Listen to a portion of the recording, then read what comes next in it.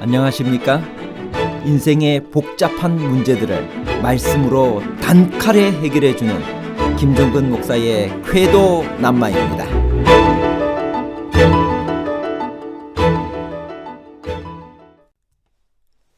비유를 주신 목적이 하나님 나라의 비밀을 깨닫지 못하게 하려는 것인가요? 그것은 예수께서 이 세상에 오신 목적과 반대되는 것이 아닌가요? 비유를 듣고 깨닫지 못한 책임은 예수님에게 있나요? 아니면 고의로 눈을 감고 귀를 막은 완악한 자들에게 있나요? 예수님과 완악한 자에 관한 복잡한 문제를 하나님 말씀의 가르침으로 명쾌하게 해결해 드리겠습니다.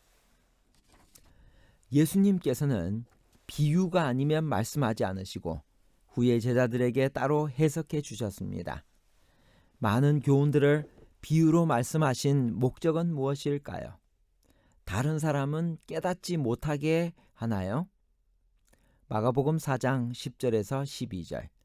예수께서 홀로 계실 때 함께한 사람들이 12 제자와 더불어 그 비유들에 대하여 물으니 이르시되 하나님 나라의 비밀을 너희에게는 주었으나 외인에게는 모든 것을 비유로 하나니 이는 그들로 보기는 보아도 알지 못하며 듣기는 들어도 깨닫지 못하게 하여 돌이켜 죄사함을 얻지 못하게 하려 함이라 하시고. 이 말씀은 씨 뿌리는 자의 비유와 그 비유에 대한 설명 사이에 기록되어 있습니다. 만일 이 말씀을 문자 그대로 받아들인다면 예수께서 비유를 말씀하시는 목적은 사람들로 하여금 깨닫지 못하게 하여 죄사함을 얻지 못하게 하기 위함입니다. 이것은 일반적인 상식에도 맞지 않을 뿐더러 예수께서 이 세상에 오신 목적과도 어긋납니다. 그래서 마태복음은 목적으로 해석하지 않고 결과로 해석합니다. 즉, 비유로 말하는 목적은 사람들로 하여금 깨닫지 못하게 하려는 것이 아니라 그들이 깨닫지 못하기 때문에 깨닫게 하기 위하여 비유로 말씀하신다는 것입니다. 이것이 아마도 예수께서 말씀하신 본 뜻입니다. 본문의 말씀의 참 뜻을 깨닫기 위해서는 이 말씀과 대꾸가 되는 구약과 다른 복음서의 말씀들을 참고해야 합니다. 이 말씀은 이사야 6장 9절에서 10절의 말씀을 인용한 단축형입니다. 여호와께서 가라사대 가서 이 백성에게 이르기를 너희가 듣기는 들어도 깨닫지 못할 것이요 보기는 보아도 알지 못하리라 하여 이 백성의 마음으로 둔하게 하며 그 귀가 막히고 눈이 감기게 하라. 염려컨대 그들이 눈으로 보고 귀로 듣고 마음으로 깨닫고 다시 돌아와서 고침을 받을까 하노라. 이사야 6장 9절 10절의 말씀은 완악하여 하나님 말씀을 순종하기를 거절하는 백성들에 대한 심판의 말씀입니다. 그리고 마태복음이 이사야서의 말씀을 가장 완전히 인용하고 있습니다. 이사야서와 마태복음은 백성들이 듣기는 들어도 깨닫지 못하고 보기는 보아도 알지 못하는 이유는 백성들이 마음이 완악하여져서 듣기에 둔하고 눈을 감았기 때문이라고 설명합니다. 즉, 그들이 알지 못하고 깨닫지 못하는 1차적인 책임이 그들 자신에게 있다는 말씀입니다. 그러나 마가복음은 비유로 말씀하시는 이유가 저희로 하여금 듣기는 들어도 깨닫지 못하게 하려 함이라고 말합니다. 언뜻 생각하면 깨닫지 못하는 책임은 완악한 그들에게 있다는 마태복음의 말씀과 깨닫지 못하게 하려고 비유로 말씀하신다는 마가복음의 기사는 서로 반대되는 것처럼 보입니다. 그렇다면 마가복음의 말씀을 어떻게 해석해야 할까요? 첫째로 우리가 한 가지 알아야 할 것은 예수님 시대의 언어는 흔히 결과가 마치 목적인 듯 이해되곤 했다는 사실입니다. 그래서 정확한 현대어로의 해석은 깨닫지 못하게 하기 위하여가 아니라 깨달아 알게 하기 위하여 비유로 말씀하셨다고 해야 원래의 뜻에 가깝습니다. 둘째로 마태복음의 해석처럼 그들이 보지 못하고 깨닫지 못한 것은 하나님께서 그렇게 만드신 것이 아니라 그들이 스스로 선택한 것임을 분명히 할 필요가 있습니다. 완악한 바리새인들과 그 추종자들은 고의적으로 하나님의 말씀에 눈을 감고 귀를 막았습니다.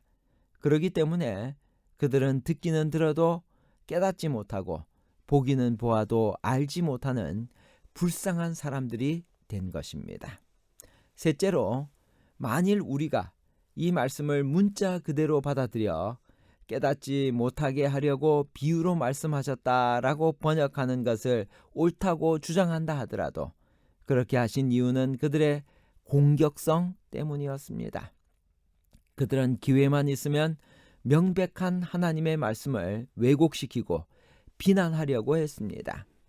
그래서 예수님께서는 비유를 즐겨 사용하셨습니다. 비유는 마음을 열고 받아들이는 사람들에게는 인상적이고도 효과적인 진리의 전달 방법이 되었으나 완악한 사람들은 그 뜻을 깨닫지 못하여 직접적으로 공격할 수 없도록 막아주는 완충작용을 해주었습니다. 마가복음 4장 35절에서 41절에 나오는 갈릴리의 풍랑 이야기를 다른 공간 복음서의 이야기와 비교해 보면 어떻게 될까요? 마가복음에만 나오는 특별한 것들은 무엇일까요? 그리고 이 이야기를 이해하는 데 어떤 도움을 주나요? 마가복음 4장 35절에서 41절에 있는 말씀입니다. 그날 저물 때 제자들에게 이르시되 우리가 저편으로 건너가자 하시니 그들이 무리를 떠나 예수를 배에 계신 그대로 모시고 가매 다른 배들도 함께 하더니 큰 광풍이 일어나며 물결이 배에 부딪혀 들어와 배에 가득하게 되었더라. 예수께서는 고물에서 베개를 베고 주무시더니 제자들이 깨우며 이르되 선생님이여 우리가 죽게 된 것을 돌보지 아니하시나이까 하니 예수께서 깨어 바람을 꾸짖으시며 받아들어 이르시되 잠잠하라 고요하라 하시니 바람이 그치고 아주 잔잔하여지더라. 이에 제자들에게 이르시되 어찌하여 이렇게 무서워하느냐 너희가 어찌 믿음이 없느냐 하시니 그들이 심히 두려워하여 서로 말하되 그가 누구이기에 바람과 바다도 순종하는가 하였더라. 그날 저녁 다른 배들도 함께 떠났습니다. 그러나 그들의 배에는 예수님이 계시지 않았습니다. 풍랑이 일어 죽게 되었을 때 그들은 예수님 없이 어떻게 했을까요?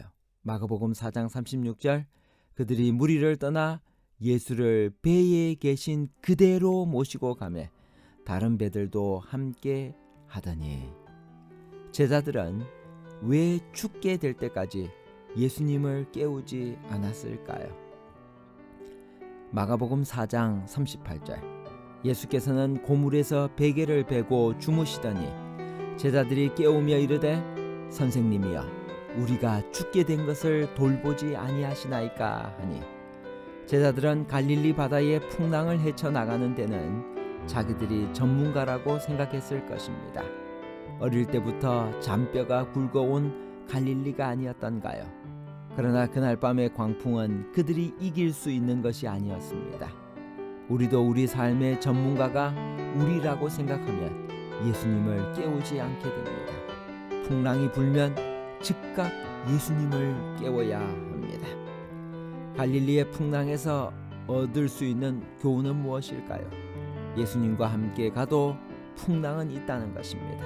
삶의 광풍은 우리가 해결할 수 없는 문제들입니다. 즉시 예수님을 깨워야 합니다. 오늘 우리는 우리 스스로의 힘으로 무엇인가를 해보려고 하는 그러한 마음이 있습니다.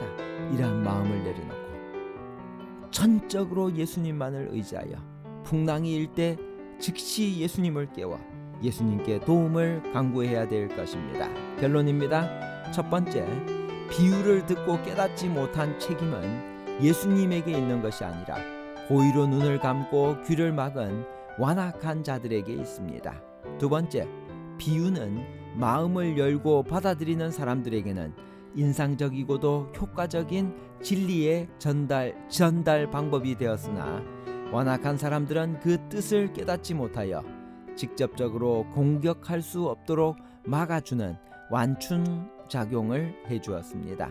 셋째, 갈릴리의 풍랑에서 얻는 교훈은 예수님과 함께 가도 풍랑은 일어날 수 있지만 풍랑이 일어날 때 즉시 예수님을 깨워야 합니다. 감사합니다.